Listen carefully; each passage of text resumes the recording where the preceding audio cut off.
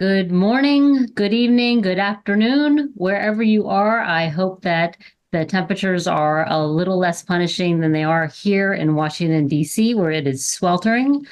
I am Emma Chanlett-Avery. I'm the Director of Political Security Affairs at the Asia Society Policy Institute.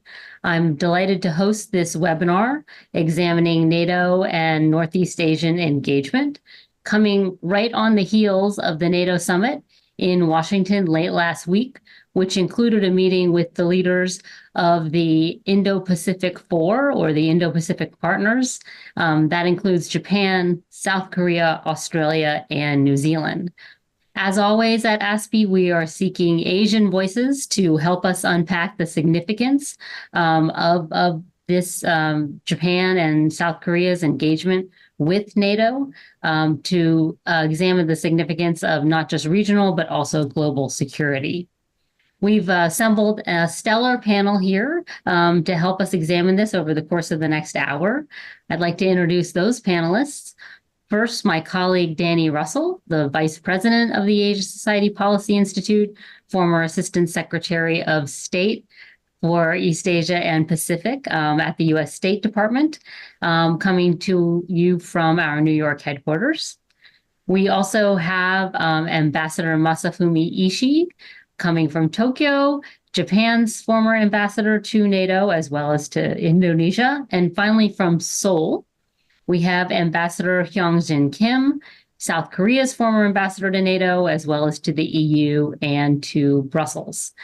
For all of those in the virtual audience, if you have questions for our panelists, please use the Q&A button located at the bottom of your screen, and we'll get to some Q&A towards the end of the session. So let's jump right into it, as we only have 60 minutes here. Danny, let me turn to you. If you were sort of able to swim through all of the domestic politics that are filling the headlines here, I wonder if you could respond to the White House and the NATO communique, talking about the threats and challenges that face both of these regions, as well as perhaps a reaction to China being identified as a decisive enabler of Russia's war efforts. Over to you, Danny. Well, thanks, Emma, and it's a pleasure to be here with Masa and with Hyoung Jin, and with you, of course. Well, as you mentioned, I thought that what was really striking in the summit communique was the very explicit calling out of China as a decisive enabler of Russia's war effort. I thought that was really striking. What we're seeing here is quite interesting. It's the steady expansion of a network. It's the evolving of platforms where these Western democracies, these tremendously capable countries, are coming together. They're coordinating, they're cooperating much more closely. They're doing it in a very deliberate, very organized fashion based on common interests, common values, shared security. I think the thread that connects this all, and that certainly connects the Eurasian continent and the Euro-Atlantic theater and the Indo-Pacific theater, is this determination to resist the might makes right approach, that sort of aggression. So it's a really important shift. I think they're also bringing to the table, that is the Indo-Pacific partners, are bringing to the table some real expertise, both their hands-on experience dealing with China, of course, but also you saw in the meeting between the four and NATO, these so-called flagship projects, cyber defense, advanced technology, AI, countering disinformation, and so on. So there's a kind of pooling of experience and expertise. It works both ways, but it reinforces a point you alluded to, that these are now global, integrated, interlinked challenges. They're not strictly regional ones. Thanks, Danny. That's helpful to set the stage here. Ambassador Ishii, I welcome you to respond to my initial question, but I also thought that you might examine sort of Tokyo's engagement with NATO. As you know, that's been growing for years, but the invasion of Ukraine seemed to accelerate these connections. So if you could speak to Japan's relationships with NATO, how those may have increased and amplified in the past several months, as well as whether or not Japan might be seeking to diversify some of its security partnerships. I wouldn't call it diversify because the commitment of the US for defending Japan is paramount, and then we have a strong belief in that. So this is not alternative to the Japan-US Security Alliance. It's only that this is part of the effort to strengthen the overall capability for deterrence by establishing the closest possible security cooperation among what I call the arc of stability, North America, Europe, and Japan, Korea, and other democracies in Asia. Our task is to create closest possible collaboration among these three pillars. And obviously, the weakest link historically has been the security cooperation between Europe and Japan, Korea, and Asian democracy. That's why we've been doing this. And another aspect is, as Danny mentioned, this became possible, I think, thanks to Russia and China. I think they are making a lot of mistakes. The closer they become, I think it becomes more obvious in the eyes of European countries that in order to deal with Russia, they have to deal with China as well. That's why I think now they are more forthcoming than ever in engaging in the situation in the Asia Pacific, simply because it helps create better security environment in relation to Russia as well. And I think we made a lot of development during this summit meeting. As Danny mentioned, last year, actually, Japan was talking about opening the NATO office in Tokyo, which would have been a very good initiative to bring in the latest information of the situation on the ground directly to Brussels. But this time, it seems that idea has submerged, and now we are talking about specific cooperations, and among IP4. So I think it makes a lot of sense. I think in addition to 3 points that Danny mentioned, I think we will cooperate for the support of Ukraine as well. And IP4 came up with a very short and crisp statement. It's about North Korea, and it makes a lot of sense after the President Putin's visit to Pyongyang. So this time we decided to do IP4 rather than Japan, US, Korea. But I think it's even better if IP4 pay more attention to the situation on Korean Peninsula. So in short, all in all, things are moving toward the right direction thanks to the miscalculation on the part of China mainly, and desperate situation Russia is facing with. Thank you, Ambassador Ishii. One note, just for clarification on language, this grouping of these four countries, I think, was originally sort of known colloquially as the AP4, Asia Pacific. That was switched to the Indo-Pacific 4, and then the White House has recently taken to calling this the Indo-Pacific Partnership. Just as we're using these terms interchangeably, but just a note to our audience. Ambassador Kim, this is an appropriate time to bring you in. Ambassador Ishii mentioned this arc of stability. The arc of instability probably may be identified as a growing partnership between the DPRK, North Korea, and Russia, which just seeks to sort of animate this trend of interconnected global challenges. I would welcome your thoughts on how South Korea is viewing particularly this partnership and how NATO may be a stabilizing force. Yes. President Yoon Suk-yeol made records for NATO meetings. He is the first Korean president to participate in NATO summit meeting. And as a matter of fact, his visit to Madrid in 2022 was his first overseas trip as a president. And he is now participating for 3 years consecutively. And he mentioned that now Europe's security cannot be separated from Asia's security. And the Europe security and Asia security are the two sides of a coin. And we feel that more and more nowadays, people say there are fires everywhere.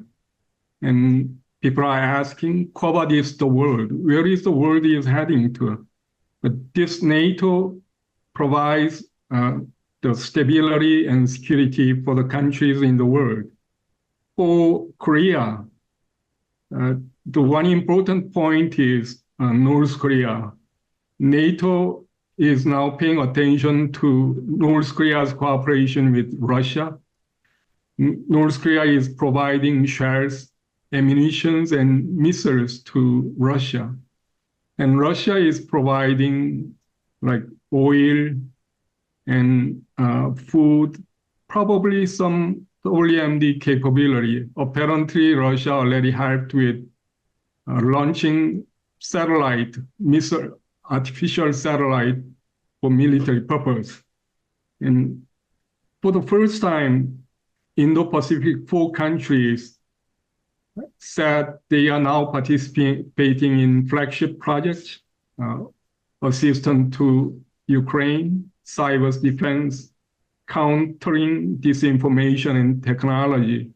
And I believe these will continue because Kurt Campbell, Deputy Secretary of State, said to the Korean press that the United States wants to institutionalize this grouping of NATO and 4 IP partners. Probably next year and the next year, this thing will continue. And how NATO will develop relationship with China will be an important factor for many countries in Indo-Pacific. In 2019, it was the first time the NATO mentioned China in its joint declaration, and it was just one sentence. The rise of China provides both challenges and opportunities.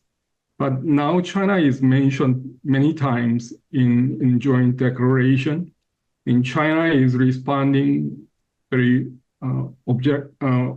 offensively to this kind of joint declaration. And what will happen in the future will bear on many countries in the region. Thank you for that, Ambassador Kim. A quick reminder to our audience, you can type in questions at any point during this session. Before we move beyond sort of the summit specifically, I did want to ask our panelists, there's a clear identification of shared threats and challenges. But despite this ambition of trying to knit together Asia-Pacific countries and allies more closely with NATO, can you identify sort of some of the main obstacles to aligning ourselves strategically? So far, Japan and South Korea have done a number of initiatives with NATO, but they tend to be a little bit ad hoc. What are some of the most promising areas for cooperation, and what are the challenges in aligning these efforts? Danny, do you want to start? Sure, thank you. Emma, look, I think clearly there are differences in perspectives among this broad group. It's 32 members of NATO and the 4 Indo-Pacific partners. There, I think, are very different levels of risk tolerance that stem from a variety of factors. There's, geography.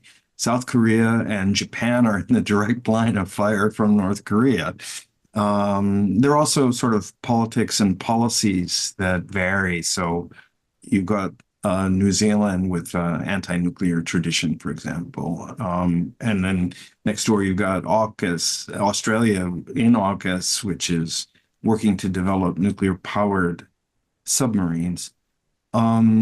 So, there's a range of differences, not to mention the historic and geographic differences between the Asia-Pacific theater and the Euro-Asia theater.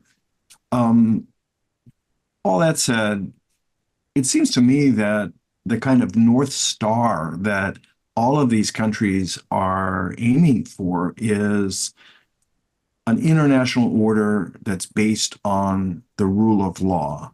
And Ambassador Ishii made this point that at one level, Russia's invasion of Ukraine and its partnership with China and with North Korea has sort of forged a consensus now between the Euro-Atlantic community and the Indo-Pacific players, because both sides now see the interconnected threats between the two regions. They both see that the security dynamics of one are affecting the other.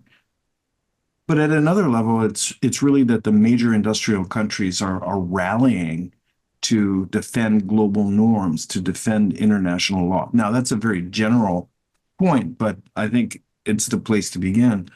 Your question specifically goes to the flagship projects, the output, the outcome, the areas of cooperation. And I think it's really significant that beyond simply cooperating on Ukraine, enabling Ukraine to defend itself against a really inexcusable breach of international law by Russia, which is important in its own right, that in important areas like disinformation, like artificial intelligence, et cetera, that the players are converging and cooperating. I think one area that's clearly immediate and important is defense industrial cooperation and the supply chains.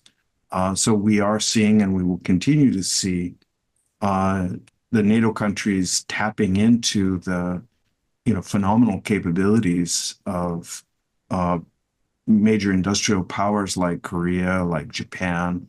And I think the reverse can and may someday be true as well in the European sector supporting the work that Japan, Korea, Australia, and others are doing. We already see this in the mini convergence under AUKUS of Australia, the UK, and the US. Thank you, Danny. Ambassador Ishii, any response or echoing of Danny's comments there? What are the areas that Japan really sees as the most ripe for cooperation? We're moving a little bit beyond NATO here to all of the other minilaterals and partnerships that exist. But from Tokyo's perspective, what are the most promising areas and what are some of the chief obstacles? Well, I echo everything that Danny said. Particularly, I think the difficulties used to be the issue of priority, which is now gone for the reason Danny mentioned. I think collaboration between Russia and China need a priority more in tune. And second issue is obviously distance. Nowadays, we see battleship of, for example, Germany every year coming to this region. And whenever they come to the region, China got really excited. So I believe we are doing a very good thing. So I think those difficulties have been overcome in the past few years. And in terms of specific cooperation, obviously all the four flagship projects are very important, and they have a promising future, as Danny mentioned. But in my mind, I think more regular joint exercise, which is taking place in the past few years, is very, very important, just to show to the aggressor in the region that Europeans may get involved at the time of crisis, may get involved. Having said this, I need to make a point that we need to control expectation as to what the European countries can do at the time of real crisis. And nowadays, real crisis can happen all over the world. I think there will be a coordination among arc of instability. So there will be more chance of diversion. If something happens in one place, diversion may occur in some other places. So I think European countries will have some geographical priorities of their own at the time of real crisis. But the important thing is to give China the impression that there is a possibility that Europe may get involved at the time of crisis, which makes the calculation really, really complicated. I think that's why whenever they see European ships joining in the joint exercise in this region, they get really excited about it. So I think, and in more practical way, for more practical reason, I think keeping the crucial sea lane of communication safe and open for passage is a daunting task, and then that will have an impact on countries not only in this region, Japan, Korea, and China, but also in Europe. I think a lot of German companies are exporting cars from China. So I think every country, including the European countries, has some interest in keeping this most used sea lanes of communication in this region open and safe. So I think it makes sense for European countries to spare some of their assets for that purpose. And for that kind of exercise to work, we need to do joint exercise during peacetime so that we can operate together. So that's I think one of Japan's priorities. Thank you, Ambassador Ishii. Ambassador Kim, I thought I'd turn to you to talk a bit about how politics can affect the Indo-Pacific engagement with NATO.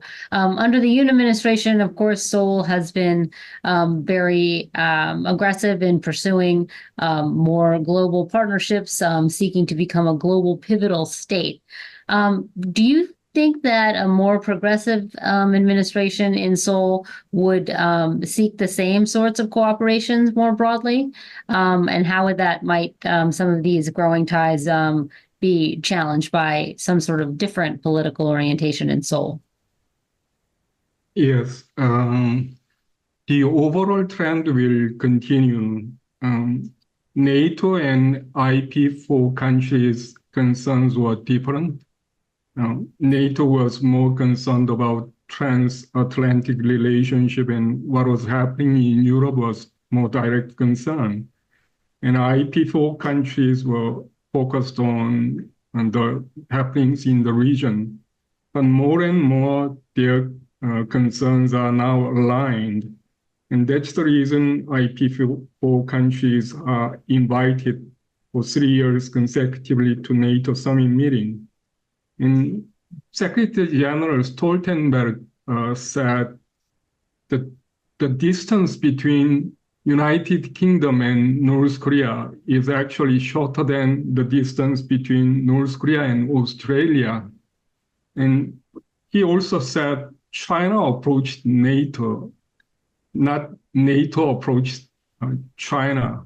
China approached NATO in cyberspace, Atlantic, and in Europe and Africa. Probably this overall concern will continue, but as you mentioned, now the domestic politics is very important in several countries. Hungary already mentioned that it opposes Ukraine joining NATO, and it also opposes NATO's steps on China. Probably what is happening in the United States, France, and Hungary, Japan, Korea, domestically may affect its security and foreign policy. It's like we can quote Karl von Clausewitz, war is the continuation of policy with other means, but these days, like, security policy is the continuation of domestic politics with other means. And probably that will not be unavoidable.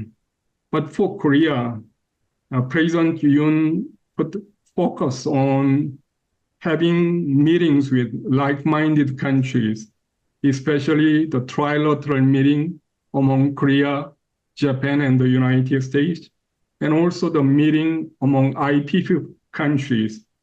And Korea also put focus on defense industry cooperation, and this thing it'll be the same regardless of whatever government is in Seoul. And as a matter of fact, even in the former administration, foreign minister or defense ministers had meetings with NATO counterparts, and probably the overall trend will continue, but there will be some changes in tones with the change of government domestically. Thanks, Ambassador Kim. It is a particularly amazing moment here where the Korean Peninsula is, directly engaged in the invasion of Russia's war on Ukraine, with DPRK munitions being used against Ukrainians, and with the Ukraine seeking more arms and air defense systems.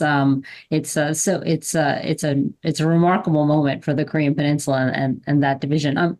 I'm glad that you brought up the trilateral partnership, because it would be a missed opportunity if we didn't talk a bit about the US, ROK, Japan trilateral partnership. There are hopes in Washington, I think, that they'll convene the three leaders again before the end of this year. But it's worth talking about sort of the durability of this partnership moving forward, and what are the domestic or otherwise political challenges to maintaining this growing cooperation. Danny, do you want to kick us off, and then we'll go to the other panelists?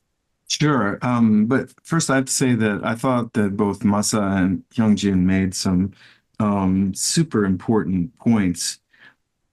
Masa made the point that China gets agitated when European powers are present and demonstrating that they're engaged in the Indo-Pacific region. And I think that's really quite significant, because the Chinese strategy is the opposite. It's to create a sphere of influence. It's to exclude actors from beyond Asia proper. And that's a force, that's an approach that directly impacts American interests. And politics, we all recognize, are in many respects a function of how people in that country perceive their interests. I thought also Hyoung Jin's point about security policy being domestic politics by other means, that's sort of the countervailing force here, where domestic politics can at times sort of override what the logic of security might say.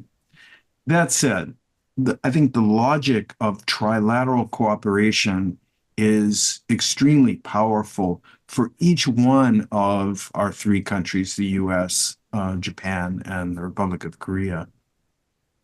In the US, I mean, I think we have all learned that America first as an ideology doesn't really square easily with the kind of one for all for one principle of real partnerships. And it's also true that in the past, we've seen Korea's relations with Japan and Korea's relations with the United States deteriorate under some Korean governments. But as Hyoung Jin points out, there's an unprecedented logic behind the trilateral cooperation, not to mention all of the habits of cooperation that have been carefully cultivated in recent years, institutionalized security arrangements, deep economic and technological and people-to-people connections. But I think on top of that, the direct threats that make trilateral cooperation so valuable to each of the three countries have intensified. So in that respect, it's fair to think that we may not see simply a repetition of past behavior by governments. Thanks, Danny, for that, setting the table on talking about the trilat here. Ambassador Kim, I wonder if you could speak to this. I mean, you've already articulated, I think, some of the themes that might come up, but as we know, despite the higher stakes and the growing threats in the region, domestic politics, of course, can arise, and particularly those with relation to Japan, given the difficult historical background here. Do you have an impression that the cooperation that Japan and Korea have developed, I think particularly because of President Yoon sort of willing to take some risks here, would continue under another administration? Is there a shared understanding that threats from North Korea, as well as the broader region, are necessitate maintaining this momentum? Yes. The bilateral issues between Japan and Korea is like the punishment of Sisyphus. You seem to resolve the issue, but it starts all again. And I believe it may not be really the punishment of Sisyphus, but it is like carrying a cart over a hill. And if you stop in the middle of the hill, it may come down again. And you need to make efforts to reach a plateau with a cart. And with the encouragement from the United States, Japan and Korea has come quite a long way in improving relationships. And I hope this trend will continue. People say Korea and Japan has waged 10 years of diplomatic war, regardless of conservative government or progressive government in Korea. The bilateral issues were always there, but I hope this improvement at this time will continue to the future. To do that, we need to have institutionalized cooperation between Japan and Korea more, and also among United States, Korea, and Japan more. And also we have to show the tangible results to the people so that people can realize the improvement of relationship is really beneficial to their lives. And I also think if we have more like small minilaterals, besides United States, Japan, and Korea, but if we add there Australia or European Union or in India or ASEAN, and if we have many small groupings, and Korea can meet with Japan in many occasions, bilateral issues can be dealt with rather smoothly over many forums. That's what I think. Thanks, Ambassador Kim. Ambassador Ishii, I think there's often an assumption that Japan is sort of the most stable of the three of us politically, and Japan is likely to stay the course. So you're shaking your head back and forth, maybe indicating that's not exactly the case. But if you could expand on that, I mean, Kishida has, responded well to this outreach, but also his popularity ratings are very low at this point. There's probably pressure on him from his right flank, to perhaps still hold some resentment towards South Korea's stances in past years. And I wonder if you could talk about that, as well as answer this broader question about if the United States is not as engaged and as enthusiastic about alliances as the Biden administration has been to this point, without that management from Washington, Will Seoul and Tokyo sort of be able to maintain the course and to maintain that leg of the triangle in the face of all these challenges if they don't have sort of U.S. enthusiasm? Over to you with that very easy question. Okay. I think Kishida has done a tremendous job in achieving what haven't been achieved in the past. Even there are things even Abe couldn't make happen, but Kishida somehow made it happen. But there is a parallel problem of the accumulation of the fatigue of the system itself. I think the longer you stay in the power, I think the more potential problem you have accumulated. So I think because of certain ill treatment of money by politicians and politics, I think voters are now very, very angry, and that anger has been directed to the person in charge, who is Kishida. So he's going to have to go through a very tough period, but I don't think that will bring about the destabilized domestic political situation that have impact of the basic direction of our security policy. I think that stays intact, simply because the reason Danny mentioned. I think the paramount threat in the region make everybody in Japan aware that we should do more for defense and security. So I think that basic recognition is shared by everybody.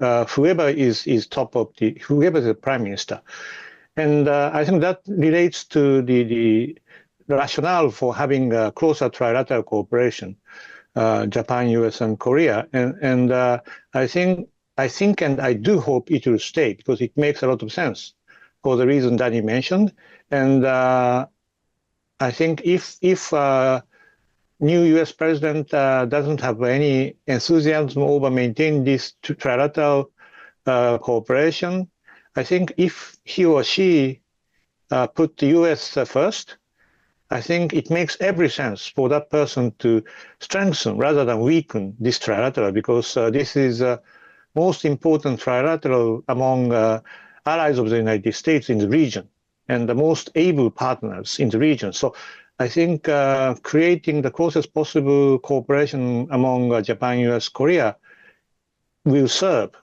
the purpose of the America first.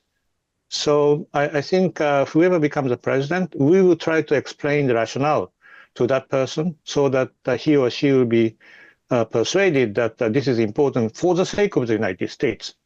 It makes sense for Japan and Korea as well, but it makes a lot of sense for the United States as well. So I think we will try to do that, whoever becomes a president. And we are all democracies. So, prime minister, president do change. And I'm sure that, well, I hope not, but well, it's inevitable that there is some change of presidency in Korea as well. And the present situation became possible, I think 90% thanks to the effort by President Yoon himself. He took a lot of risk, so we really appreciate and honor his tremendous efforts.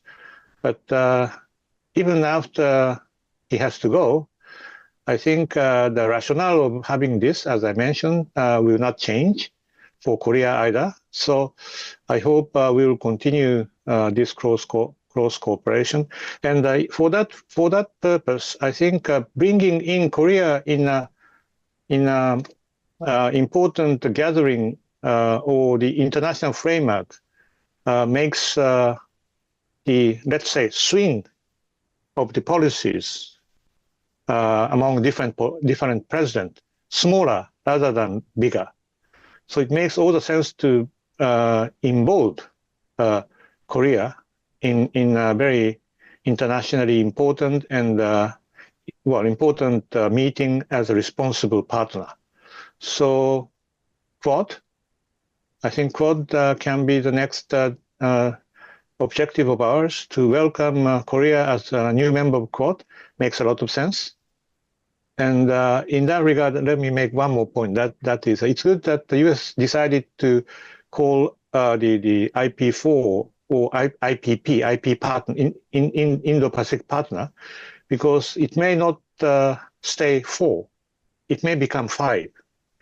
I think the next, the most obvious candidate for a IP partner in this region is the Philippines. It faces a real threat, and it's a democracy. It's ready to cooperate with us. We share the same strategic objective.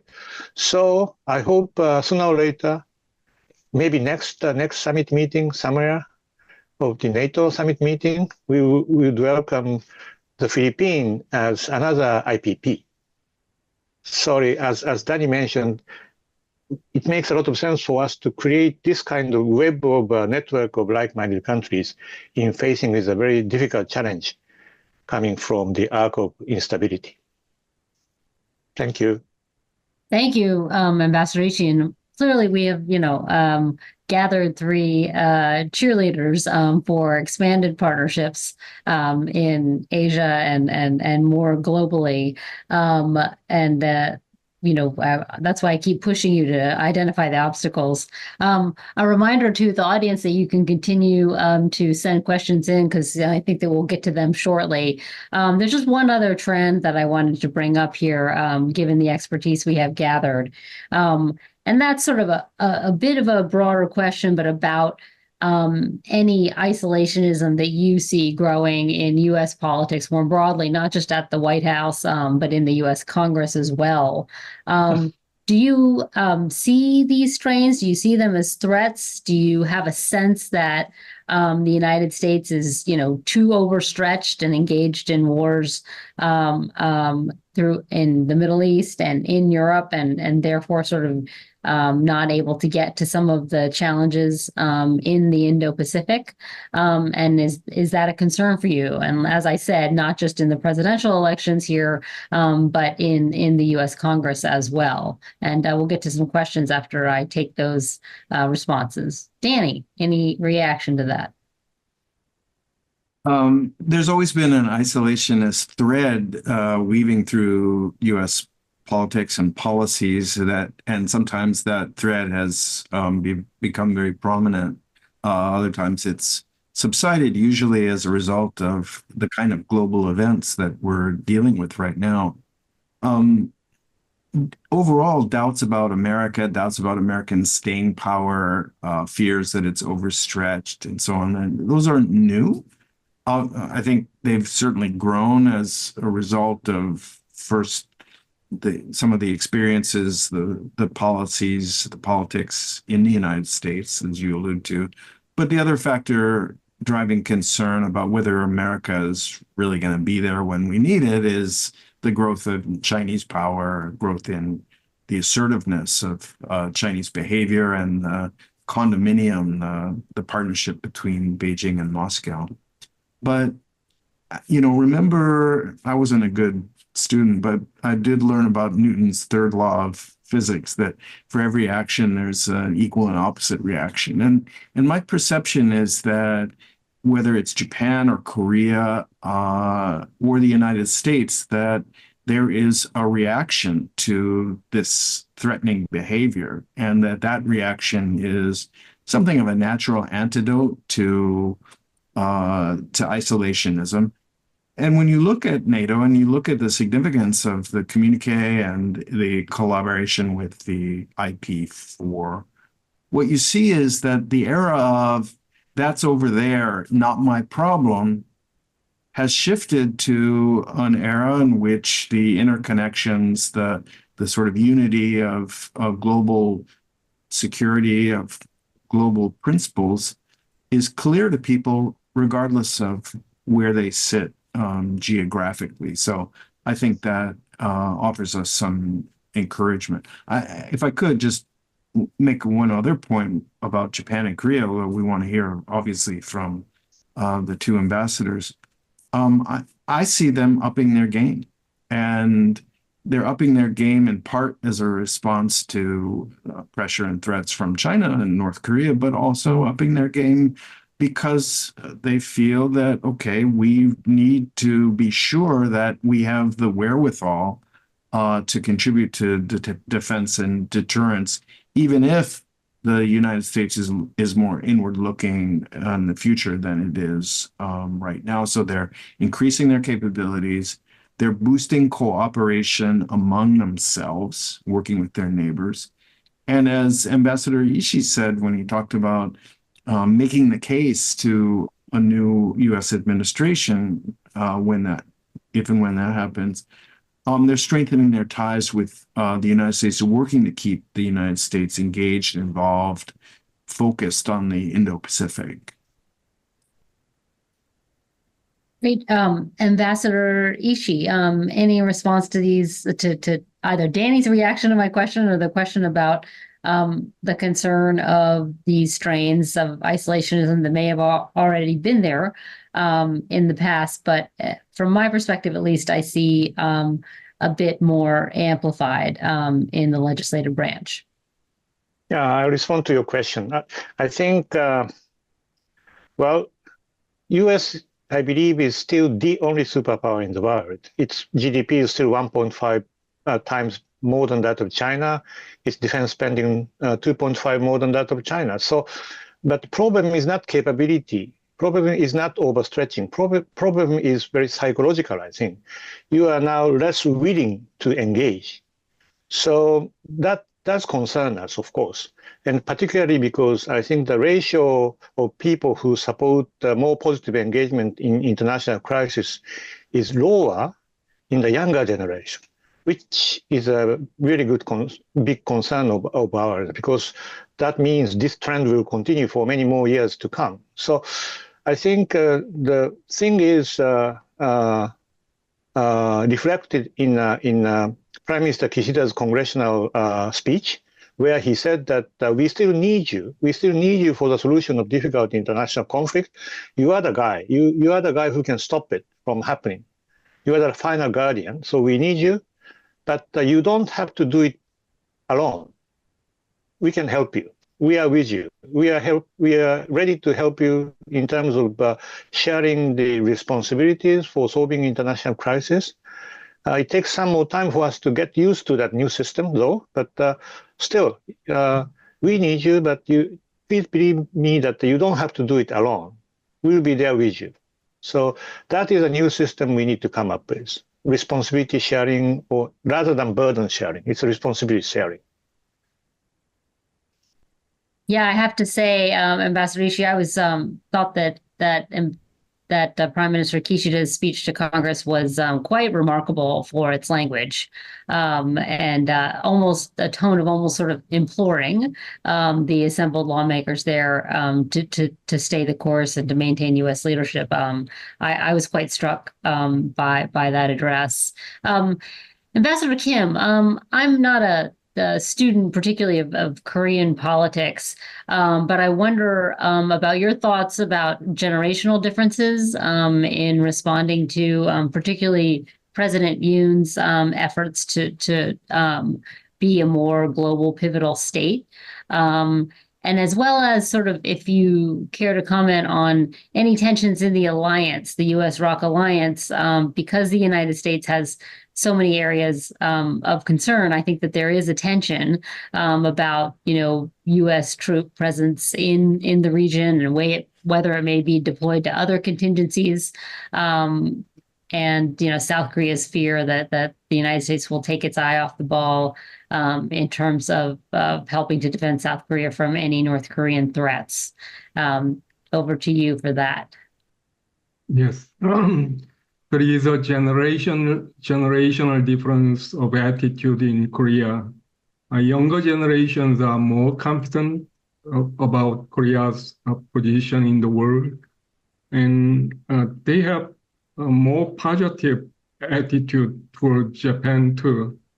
But about unification issue, younger generation do not feel as much need for unification as older generation. That is what is happening in the generations change.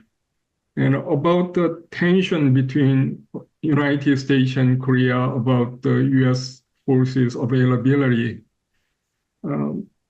we don't feel that much in Korea domestically. probably the extended deterrence and the station of U.S. forces in Korea is a big assurance to South Korean people when we face threats from North Korea. But whether the trend of the United States is back, diplomacy is back, and alliance is back, will continue in the next few years will be the matter of concern to many people. And the cooperation within NATO itself is also important to Indo-Pacific region. Whether there will be a rift between the United States and European countries, that has always been the concerns of European countries, that can be the biggest risk to NATO. And President Macron said NATO is brain dead just in 2019, and he said it could vanish in 5 years. And if there is instability in NATO, that also will affect Indo-Pacific alliances. And these relationships are interconnected. If NATO is very strong there, Indo-Pacific alliances will also be strong here. Thank you for that. I'm eyeing the time and seeing that we don't have too much left in the hour. So I do want to get to a couple of questions that have come in to me over the course of the hour. And this is an interesting one.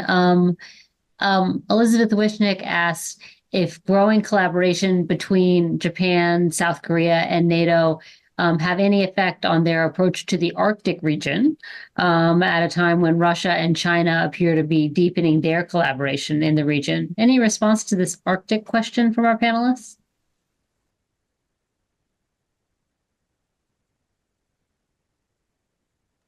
Go ahead, Ambassador Ishii. Once again, I'm no expert of Arctic, but I think, of course, it makes sense to every one of us, including Korea and Japan, to make use of the Arctic route when it becomes available, which is still, well, we still have some more time to go to be able to go through Arctic route throughout the year.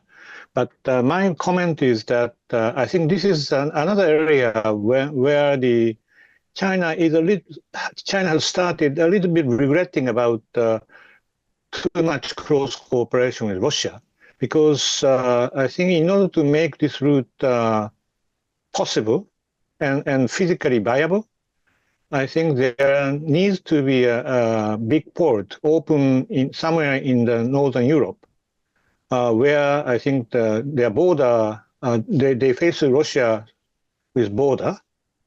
And then I think they have now less incentive for making a big development in the area too close to the border with Russia. So I think China is struggling with lack of cooperation coming from Northern European Nordic countries because of the strained relation between Europe as a whole and Russia. So I think, China started a little bit regretting about too much cooperation or too much support of Russian war in Ukraine. And so I'm not at this time too much concerned about the one-way strengthening of the sort of the cooperation between Russia and China over the Arctic route. Thanks for that answer. I have another interesting question here from Ken Moriyasu at Nikkei. It's directed at Ambassador Ishii, but I think any one of you could respond to this. It's about how two of the most important swing states, Indonesia and India in the region, how are they reacting to this convergence between NATO and the IP4? And this probably gets at deeper questions about the global South as well. Danny, do you have any reaction to that? And then we can ask the other panelists as well.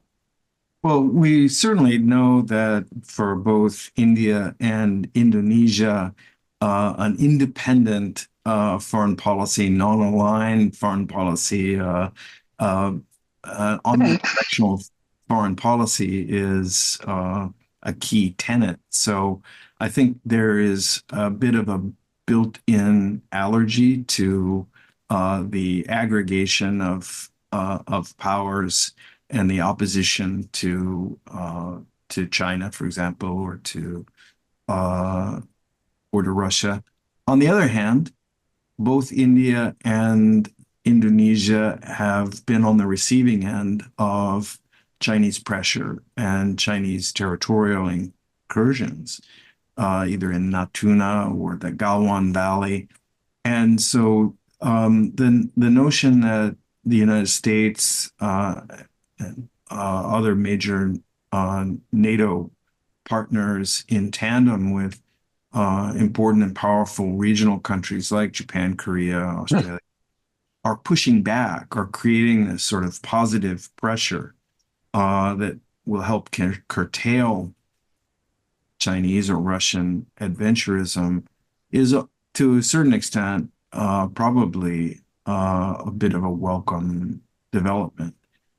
I think that what we're seeing, though, is beyond the rhetoric, a growing sense of every man for himself, that many of the global South countries, many of the developing countries, many of the middle powers, and India and Indonesia are upper middle powers, are quite formidable, are pursuing their own interests. A good Indonesian friend of mine not long ago said, we have resolved the question of choosing between China and the United States.